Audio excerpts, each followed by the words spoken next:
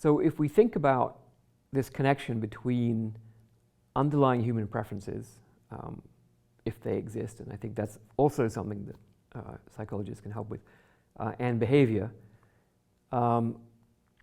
that's sort of really, in one conception, that is our whole cognitive architecture, right?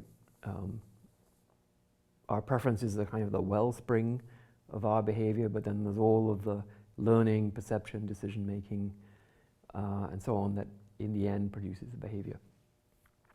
So if you had to say, well, we can't really make progress until we have that complete model, and then we can kind of invert it so that when we see the behavior, we can infer what are the underlying preferences of this person. That's a really ambitious long-term project, and we'd have to wait a long time before we had finished it, if that's what we have to wait for. So I think you have to look at what are the major deviations from rational behavior. And here I think there are things we can do. So for example, we know that human beings are myopic, right? So when Lee Sedol lost the game of Go to AlphaGo, right, he made a move that lost the game at some point, right? I mean, he made a move after which there was no possibility of winning.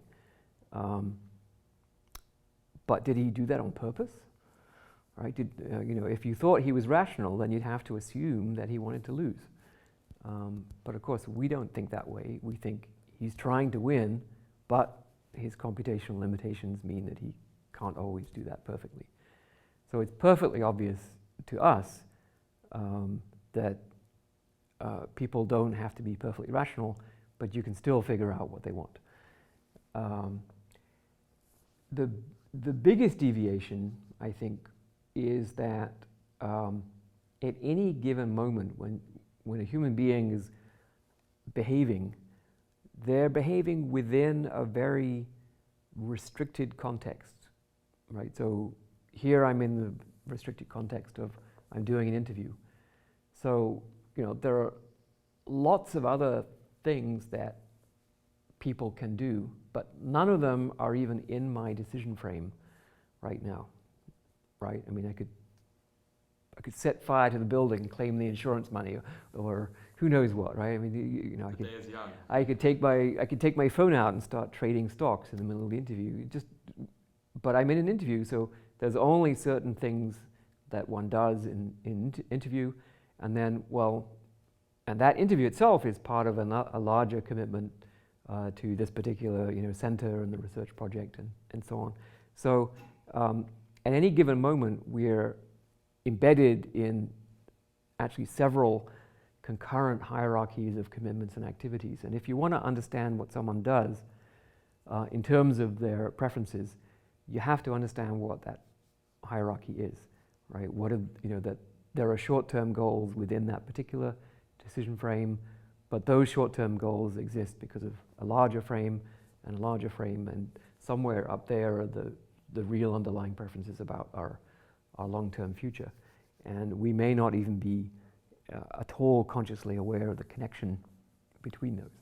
So for an AI system to understand what people are doing, even a system, a relatively restricted system that helps you with your calendar or something like that, then it needs to understand what are the activities you're engaged in, and sort of where are you right now in that subroutine, so to speak.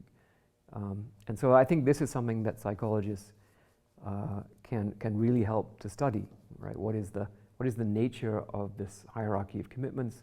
How does it vary across individuals? How do we pop in and out?